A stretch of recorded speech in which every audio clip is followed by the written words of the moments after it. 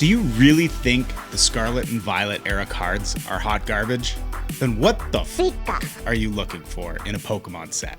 Ladies and gentlemen, welcome. My name is Gray and I buy cardboard. Today, we're going to talk about the Pokemon Scarlet and Violet set in the beginning of the Scarlet and Violet TCG era and why I think it is one of the best of all time.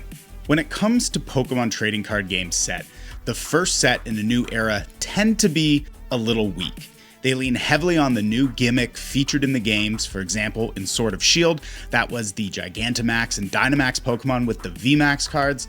And they tend to hold back on too many surprises or extra little thrills that'll come later in the set. We definitely saw that through the Sword and Shield era, but there are other eras that have demonstrated this pattern.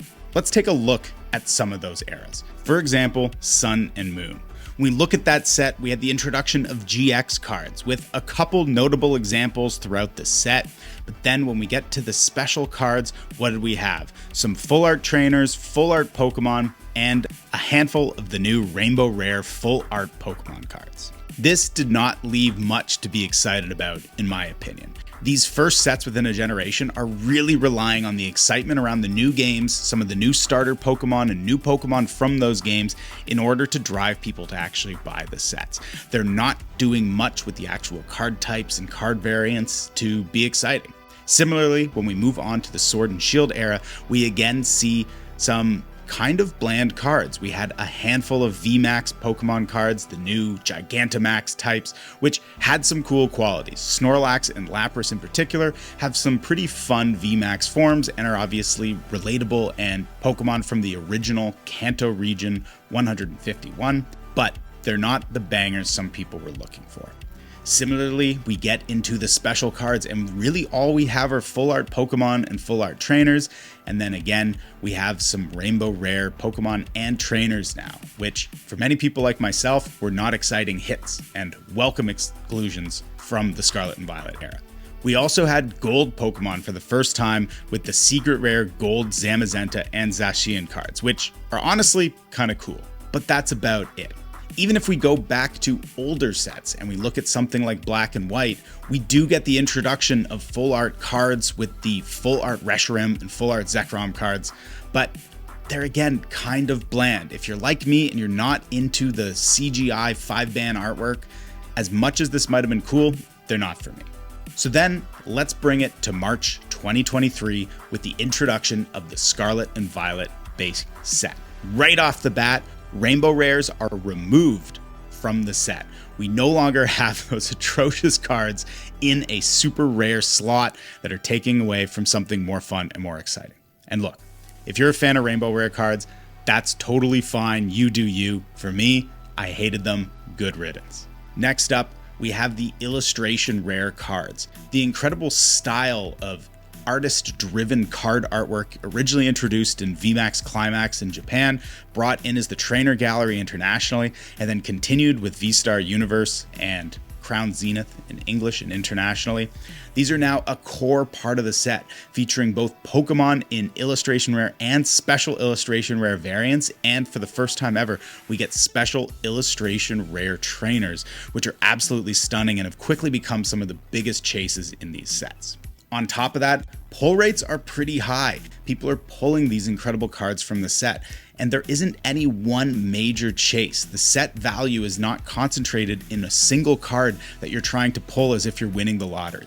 Instead, a lot of the cards have a small amount of value that does add up, and I think that means as you're opening packs, you get to find some interesting cards that aren't just throwing your money away unless you get that one big hit.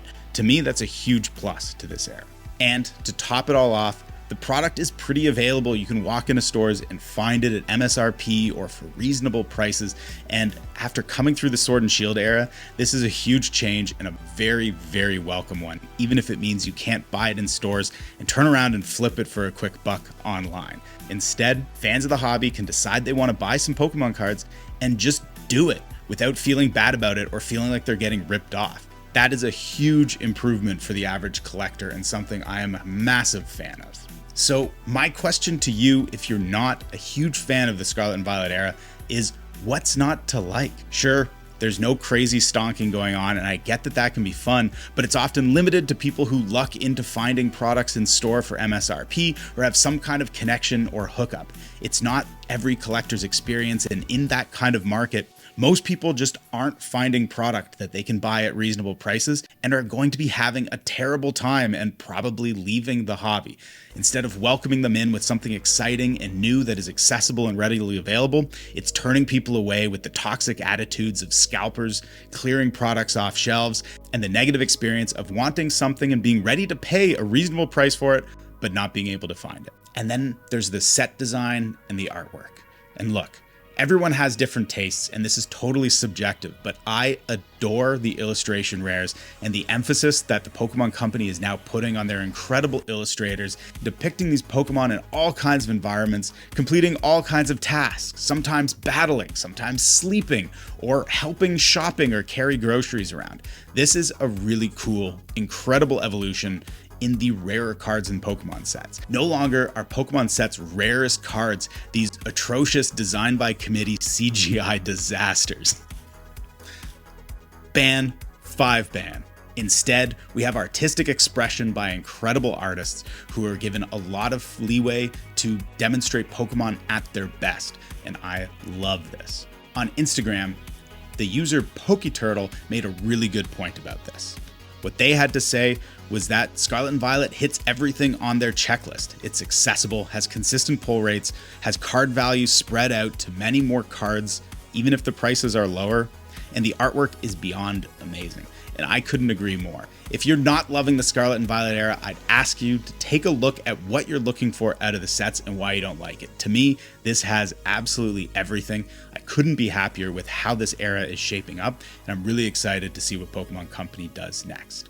You know, I'm just really passionate about this. I think this is an incredible era, an incredible time to be a collector in Pokemon. This is the most fun I've been having since I got into the hobby in late 2020. When I look back at sets from the past, I couldn't be happier with what we're doing now. This is super fun. I'm in love with it. And hey, that's just my opinion. You let me know what you think in the comments. Do you agree? Disagree? Have I missed something? What's wrong with this era? What am I missing? Or maybe I've helped you see this era in a different light and you're getting a little more excited about Scarlet and Violet cards like I am. This is Gray. See you guys in the next video. Dooba da ba ba beep ba ba dooba da boom ba. Zabba dooba da boom ba ba ba doo boom ba da ba da boom.